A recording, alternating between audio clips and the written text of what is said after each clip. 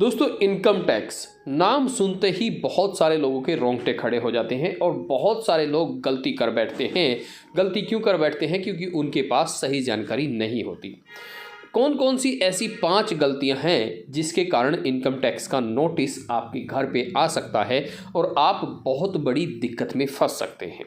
इसके अलग अगर आप इन 5 चीज़ों को जानें, इनका ध्यान रखें कि किस तरह से क्या कुछ करना है, तो आप एक बहुत बड़ी परेशानी होने से बच सकते हैं। साथ ही साथ आप अपना जो भी इन्वेस्टमेंट है, जो भी आपका पैसा है, उसे सुरक्षित और बिल्कुल अच्छे तरीके से रख सकते हैं। इनकम टैक्स का नोटिस आया तो बहुत ज़बरदस्त आपको पेनल्टी भी लगेगी और नज़रें आप पर हमेशा बनी रहेंगी।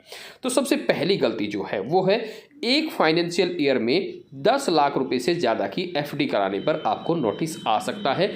आपके पास एक बैंक अकाउंट है, 2 बैंक अकाउंट है या 10 बैंक अकाउंट है, पैन कार्ड सब में एक ही लगा हुआ है, तो ध्यान रखिए सब में मिलाकर 10 लाख से ज़्यादा नहीं होनी चाहिए। दूसरी गलती है, एक फाइनेंशियल ईयर में अलग अलग बैंक अकाउंट में 10 लाख रुपए जमा कराने पर। जी हाँ, 10 लाख रुपए अगर आप 10 लाख रुपए से अगर आप ज़्यादा जमा कराते हैं तो भी आपको इनकम टैक्स का नोटिस आने की पूरी संभावनाएं हैं। इनकी तोड़ क्या है वो भी बताएंगे।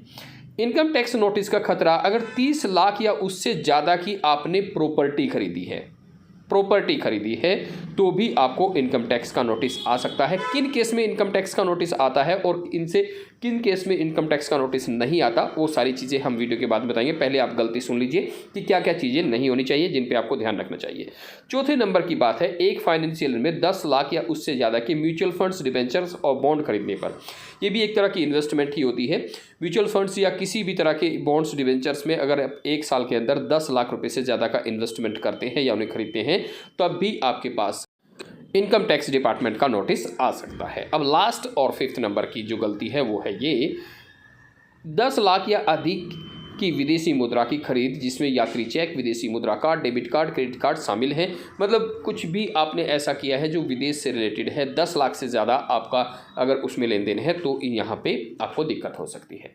अब ये तो थी 5 गलतियाँ, इनसे बचा कैसे जाता है? देखिए, ये गलतियाँ उन लोगों के लिए है जो मैक्सिमम से मैक्सिमम अपना सारा लेन देन कैश में कर रहे हैं, ITR फिल नहीं कर रहे हैं। अगर आप ITR फिल कर रहे हैं, ITR भर रहे हैं आप, और उसमें आपने अपनी इनकम का स्रोत बताया हुआ है कि हमारी इनकम कहाँ से आ रही है, उस इनकम पर अगर आप नॉर्मली टैक्स दे रहे हैं जो भी बनता है, जो छूट ले रहे हैं जो भी बनती है, तो आपको डरने की, घबराने की कोई दिक्कत नहीं है। ये उन लोगों के लिए है जो अपना मैक्सिमम काम कैश में कर रहे हैं, तो आपके लिए दिक्कत यहाँ पे हो सकती है। वीडियो अच्छी लगी तो वीडियो को लाइक, शेयर और चैनल को सब्सक्राइब जरूर करें।